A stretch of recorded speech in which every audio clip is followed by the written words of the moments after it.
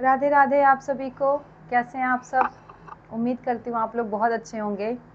और ये फिर अगली कड़ी आपकी आरआरबी एनटीपीसी में। इसमें देखिए मैं आपका ऑल ओवर साइंस कवर कराऊंगी और मैं यहाँ पे जो साइंस ला रही हूँ वो आपका कहीं ना कहीं क्वेश्चन के फॉर्म में ला रही हूँ, क्योंकि मुझे भी पता है कि आपको क्वेश्चन ही अटेम्प्ट करने में प्रॉब्लम आती है। ठीक है, कभी कभी ऐसा होता है कि हम लोग बहुत सारे कॉन्सेप्ट्स पढ़ लेते हैं, बहुत पढ़ते हैं, लेकिन जब क्वेश्चन लगाते हैं तो एक भी क्वेश्चन सॉल्व नहीं होता है।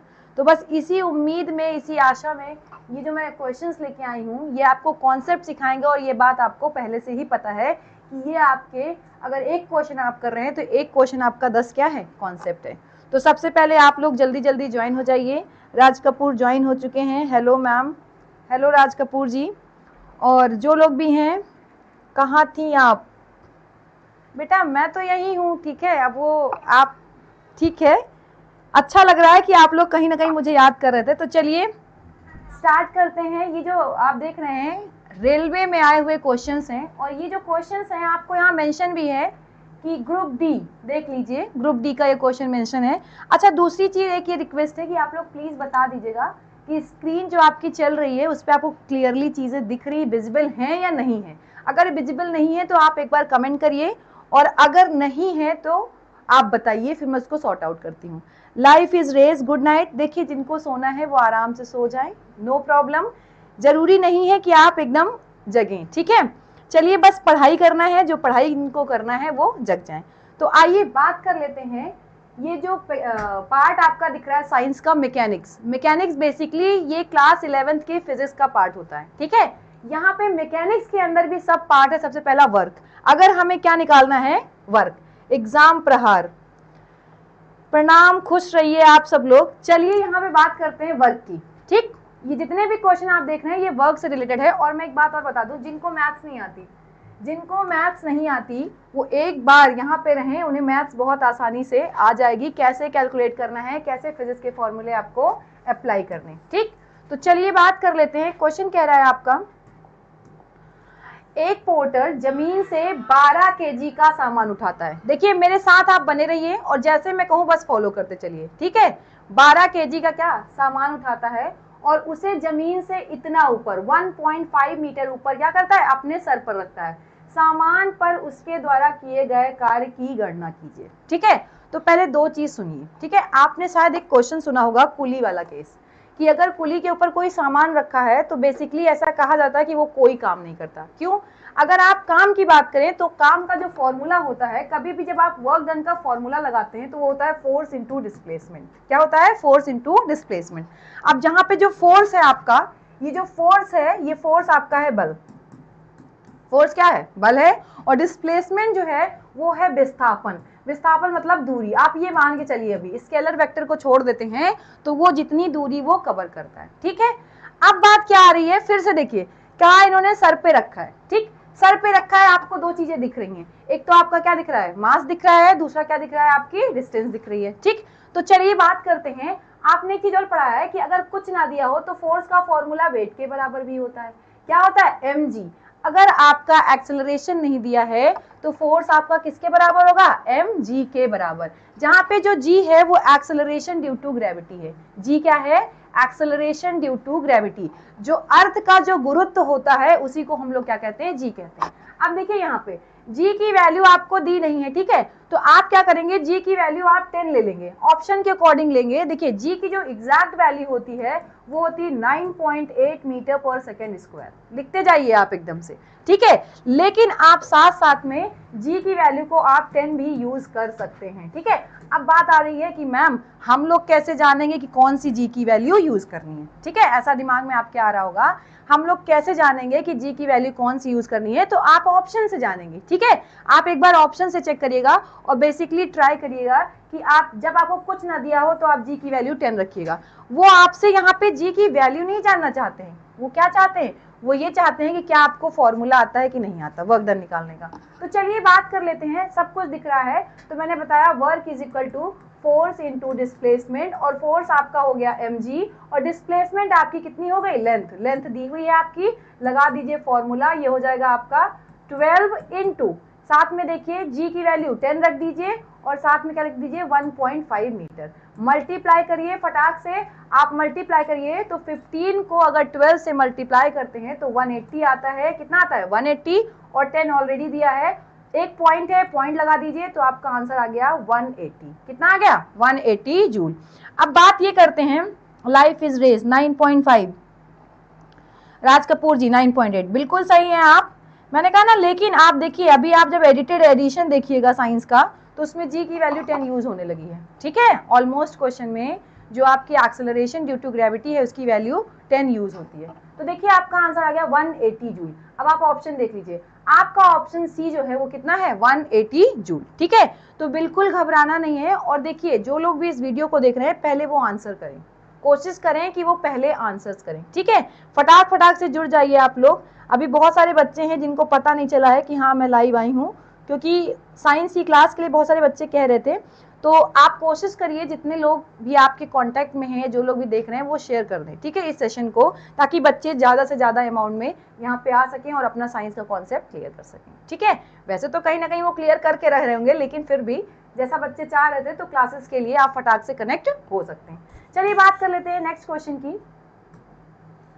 कह रहा है यदि एक हवाई जहाज है, देखिएगा क्या कह रहा है, एक हवाई जहाज है 4000 मीटर की दूरी तय करता है। दे दिया ना इन्होंने, डिस्टेंस दे दी। डिस्टेंस कितनी दे दी आपको 4000 मीटर। देखिए भैया, ये फिजिक्स और मैथ्स दोनों को लगाने का सिर्फ एक फंडा है। पहले आप ये जानिए कि गिवन क्या है, उसके बाद आप ये जानिए कि फॉर्मूला क्या लगाना है। ठीक है, अगर आप इतना सीख गए तो आप आसानी से काम को कर सकते हैं। चलिए देखिए, डिस्टेंस दिया है कि इन्होंने कितना डिस्टेंस कवर किया है 4000 मीटर। फिर क्या कह रहा है, तथा उसने कार्य कितना किया है, यानी इस बार W दे दिया। क्या दे दिया, W दे दिया। कितना 20,000 जूल। उसने कितना काम किया 20,000 जूल। ठीक है, जितने लोग कनेक्ट कर रहे हैं वो फटाक फटाक से। अभी क्या करती हैं आप बेटा, सामने हूं मैं आपके और साइंस पढ़ा रही हूं, तो होप यू अंडरस्टैंड। ठीक है, आप देख सकते हैं बेटा। आइए बात कर लेते हैं। देखिए ये आपका W कितना दिया है, यानी वर्क डन दिया हुआ है। पूछा क्या है आपसे, बल बताना है। बल का मतलब फोर्स बताना है। क्या बताना है, फोर्स बताना है। तो अभी मैंने आपको बताया W is equal to force into displacement. आप अभी के लिए यही यूज करेंगे। ठीक है, चलिए W कितना दिया है आपका 20,000 जूल। कितना दिया है 20,000 जूल। उसके बाद फोर्स कितना दिया है, फोर्स तो फाइंड करना है। सिर्फ डिस्टेंस कितना दिया है इसने 4000। कितना दिया है 4000 मीटर। अब एक बात बताइए, आपने बचपन में मैथ्स पढ़ी थी कि नहीं पढ़ी थी। इधर देखिए, आपको फोर्स फाइंड करना है। मैं थोड़ा कलर चेंज कर रही हूँ आपके लिए ताकि आप समझिए। फोर्स फाइंड करना है और उसके साथ मल्टीप्लाई में क्या दिया है 4000। तो आप कुछ मत करिए, इसको इस साइड ले आइए फटाक से और क्या कर दीजिए, डिवाइड कर दीजिए। तो देखिए F इज इक्वल टू आपका क्या हो जाएगा 20,000 अपॉन 4000। ठीक, आपने डिवाइड करिए तो आप देखिएगा कितना आएगा, आराम से देखिए 5। कितना आ जाएगा 5। यानी जो आपका फोर्स आ रहा है वो कितना आ रहा है 5 न्यूटन का फोर्स। कितना फोर्स लग रहा है 5 न्यूटन का। ठीक है, चलिए बहुत लोग जुड़ गए हैं। सानू हेलो हेलो एवरीवन। और हाँ, जो लोग आंसर दे रहे हैं इसका मतलब वो कहीं ना कहीं पढ़ाई के जोन में बने हुए हैं, मुझे तो यही लग रहा है। क्योंकि आप देखिए जो आंसर दे रहे हैं वो 100% लगे हुए हैं पढ़ाई में। जो आंसर नहीं दे पा रहे हैं वो प्लीज थोड़ा सा समझे कि कहाँ वो स्टडीज में लैग कर रहे हैं। क्योंकि आपको भी पता है कंपटीशन जब होता है तो आपका वो एग्जाम का टाइम ही मैटर करता है कि आप सेलेक्ट होंगे कि नहीं होंगे। ठीक है, तो अगर आप आंसर कर रहे हैं तो जल्दी जल्दी आंसर करते रहिए, आपकी चीजें अच्छी हो जाएंगी। ठीक है, life is race. Good night बेटा। पीयूष तिवारी मैम, शिव शंकर सर कहाँ हैं, बोल दीजिए जीएस में ज्योग्राफी एनटीपीसी 2 के लिए लाए पढ़ा दे। ओके ठीक है बेटा, मैं बोलती हूँ। Shivam good class ma'am. Okay thank you Shivam ji. चलिए, तो आपका आंसर कितना आ गया 5 न्यूटन। ठीक, चलिए बात करते हैं नेक्स्ट क्वेश्चन की। आप लोग ऐसे ही बने रहिए जैसे आप बनते हो, आप इस लाइव में आते हो तो मुझे भी एनर्जी आती है कि हाँ आप भी कनेक्टेड हो और मैं आपको पढ़ा रही हूँ तो अच्छा फील होता है। ठीक है, चलिए बात कर लेते हैं। क्वेश्चन कह रहा है जमीन के ऊपर एक बिंदु पर किसी वस्तु का गुरुत्वीय स्थितिज ऊर्जा को किए गए कार्यों के रूप में परिभाषित किया जाता है। ठीक है, तो देखिए पहले एक बात ध्यान सुनिएगा। इन्होंने कहा है कि ये आपकी जमीन है, ऐसा मान लीजिए ये अर्थ है। ठीक, इसके जस्ट ऊपर एक पॉइंट है। क्या है, एक पॉइंट है। उसके जस्ट अपोजिट जो गुरुत्वाकर्षण बल लग रहा है यानी जी लग रहा है, उसके साथ जो किया गया कार्य है वो क्या कहलाता है, क्या कहलाता है।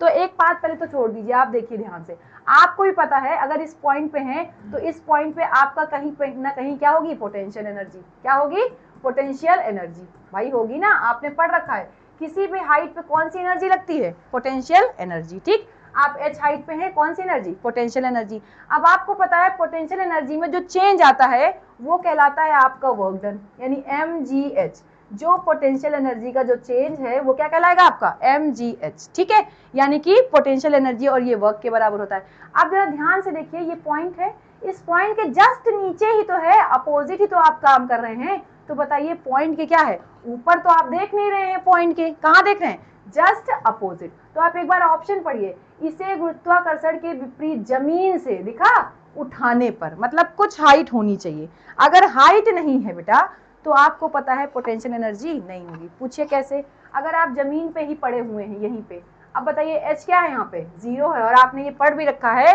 कि यहाँ पे अगर h 0 हो गया तो पोटेंशियल एनर्जी भी क्या हो जाएगी, 0 हो जाएगी, और पूरी की पूरी एनर्जी कन्वर्ट हो जाएगी किसमें, काइनेटिक एनर्जी में। किसमें कन्वर्ट हो जाएगी, काइनेटिक एनर्जी में। ठीक है, क्योंकि वहां पे स्पीड होगी, क्या होगी, स्पीड होगी। ठीक, ध्यान रखिएगा। शिवम आंसर कर रहे हैं, good class ma'am, thank you Shivam ji. और जल्दी जल्दी आप लोग बने रहिए और आंसर भी करते रहिए।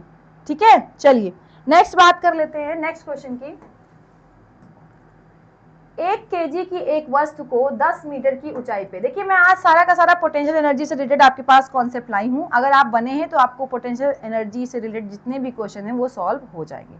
चलिए बात कर लेते हैं, 1 kg, आपको बस इतना ही देखना है, कितनी ऊंचाई पे, 10 मीटर। देखिए मास कितना दिया है आपका, मास कितना दिया, 1 kg, दिख गया। आपकी हाइट कितनी दी है, 10 मीटर, कितना दिया है, 10 मीटर। पूछा है किया गया कार्य, तो W बराबर अभी मैंने बताया mgh, क्या दिया, mgh।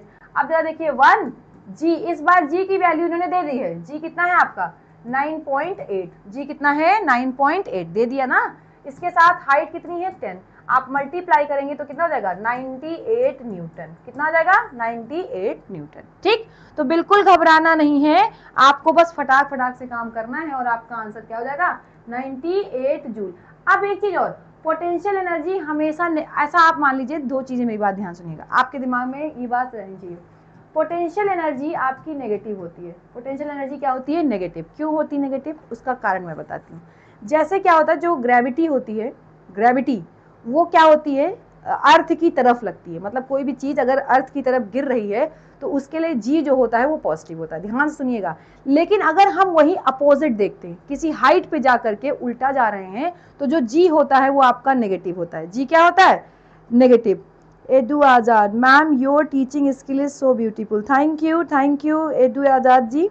And Shivam nice, Shivam answer भी कर रहे हैं। Abhi Yaduvanshi, good evening ma'am, good evening बेटा। आप लोग जल्दी जल्दी जुड़िए और ज्यादा से ज्यादा मात्रा में जुड़िए। मैंने कहा ना आप लोग बोल रहे थे इसलिए मैं इस क्लास को अभी लेके आई, वरना मैं आपको ट्रूली बताऊं आज बिल्कुल मन नहीं था कि मैं लाइव आके आपको पढ़ाऊं। लेकिन मुझे पता है कि बच्चे वेट कर रहे थे, तो जब बच्चे वेट करते हैं तो ऐसे मजा आता है कि टीचर जा करके कहीं ना कहीं बच्चों को पढ़ाए। ठीक है, तो ये आपका डेडिकेशन कहीं ना कहीं मुझे यहाँ लेकर के आया है, तो आप लोग फटाक फटाक से इसको शेयर करके और क्या कनेक्ट होते जाइए। ठीक है, चलिए हम देख लेते हैं। पहले मैं आपको एक बात बता रही थी, इसको ध्यान सुनिएगा। जैसे मैंने कहा कि ये अर्थ है, ठीक, अगर अर्थ है ये और कोई चीज ऊपर से नीचे गिर रही है, आप बात ध्यान सुनिएगा, कोई चीज ऊपर से,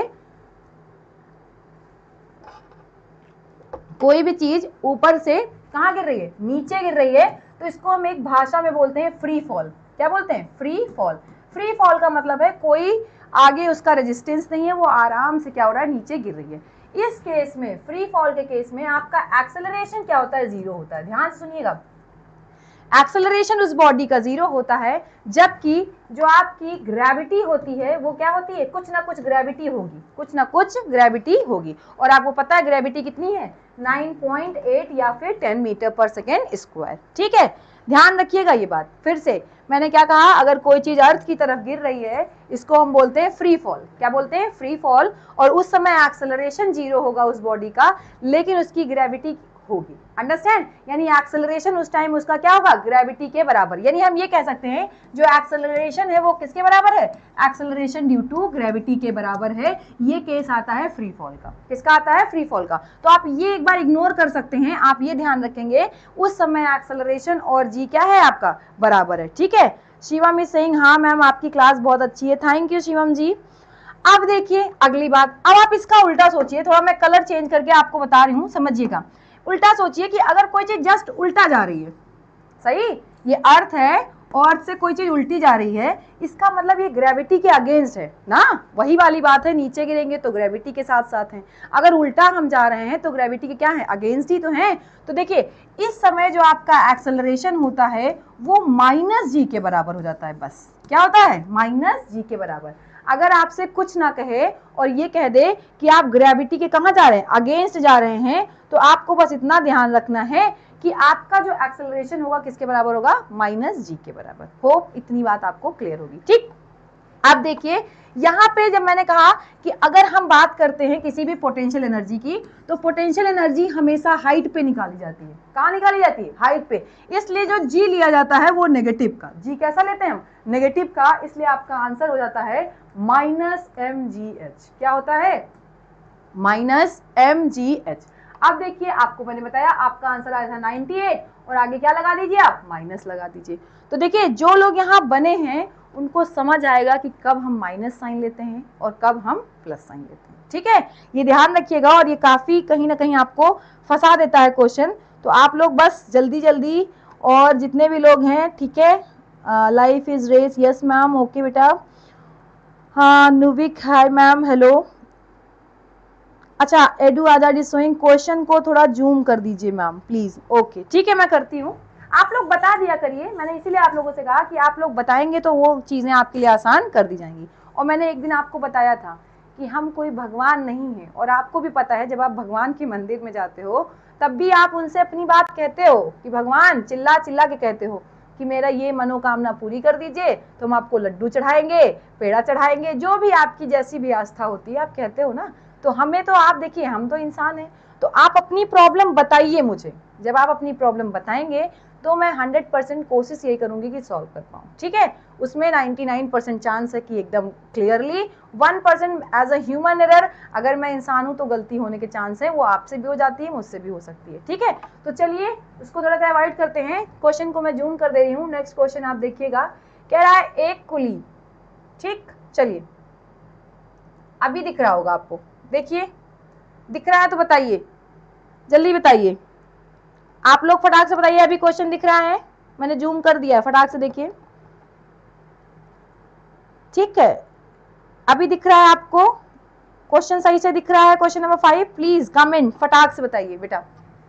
एक कुली जमीन से 20 केजी का सामान उठाता है और उसे जमीन से 2 मीटर ऊपर अपने सर पर रखता है। सामान पर इसके द्वारा किए गए काम की गणना कीजिए।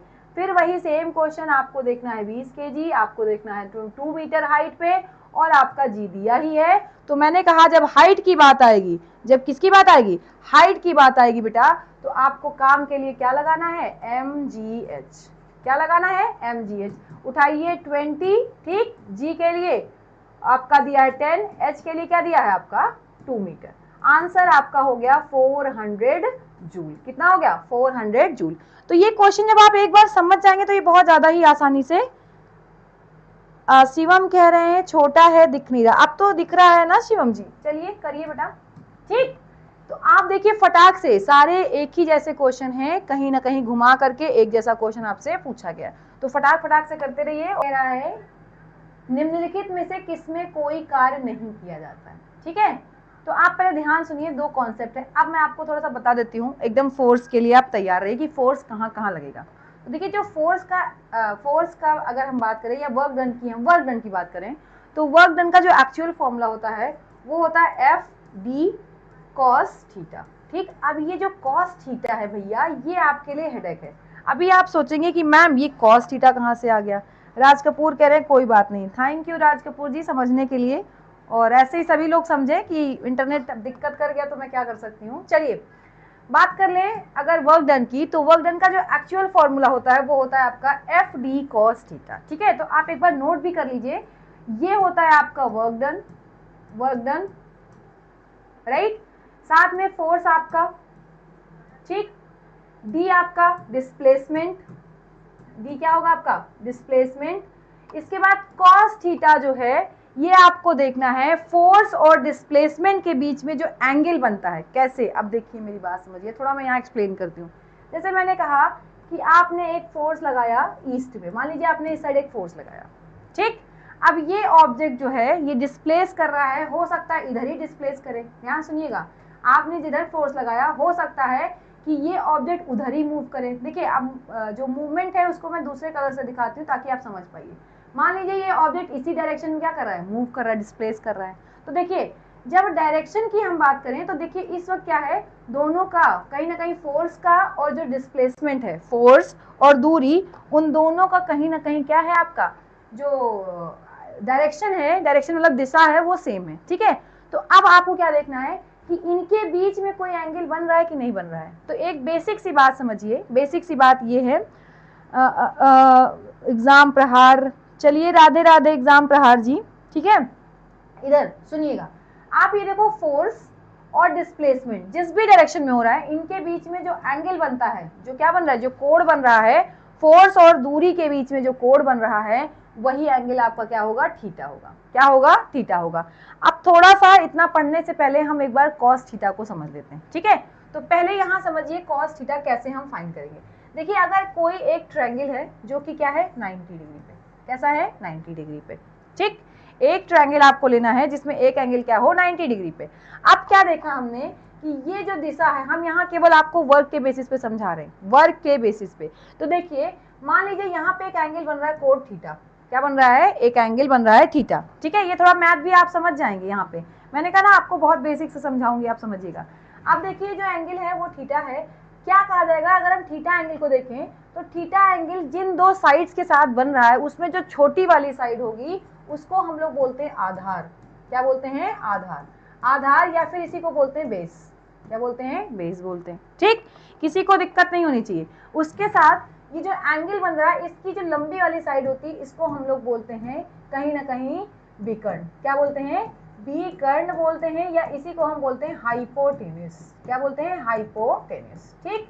इसके सामने अब देखिए जो आपका थीटा है, क्या बोला हमने, जो आपका थीटा है उसके सामने का जो साइड है, जो सामने उसके साइड है, उसको हम बोलते हैं परपेंडिकुलर। क्या बोलते हैं, लंब बोलते हैं इसी को, या बोलते हैं परपेंडिकुलर। क्या बोलते हैं, परपेंडिकुलर, ठीक। तो आपको ज्यादा दिमाग नहीं लगाना है, आपको अभी बस एक बात सीखनी है कि अगर हमें फाइंड करना है कॉस थीटा, तो कॉस थीटा आपका होता है बेस अपॉन हाइपोटेन्यूस। क्या होता है, बेस अपॉन हाइपोटेन्यूस। तो यहां से देख लीजिए बेस को रिप्रेजेंट कर रहा है कौन, मान लीजिए फोर्स रिप्रेजेंट कर रहा है, और इस हाइपोटेन्यूस को कौन रिप्रेजेंट कर रहा है, दूरी रिप्रेजेंट कर रही है। कौन रिप्रेजेंट कर रहा है, दूरी रिप्रेजेंट कर रही है। तो ध्यान सुनिएगा, इनके बीच में बनने वाला एंगल क्या है, थीटा है। ये बात आपको एक बार दिमाग में रखना है, ठीक।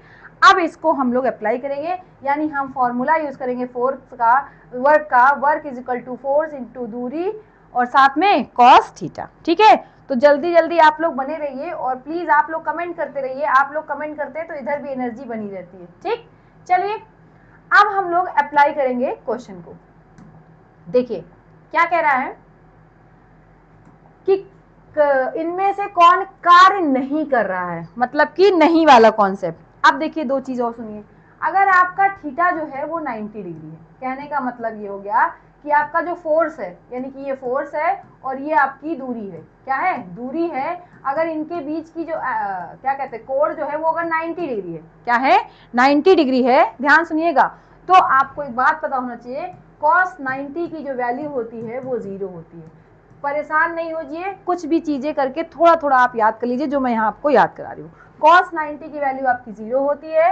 अगर मैं बात करूँ cos 0 की तो वो होती है 1। थोड़ा देखिए cos 0 कैसे डिफाइन करेंगे यहाँ पे। तो मान लीजिए ये फोर्स है और इसी डायरेक्शन में दूरी भी हो रही है, तो इनके बीच में कोई एंगल बन रहा है, नहीं बन रहा है।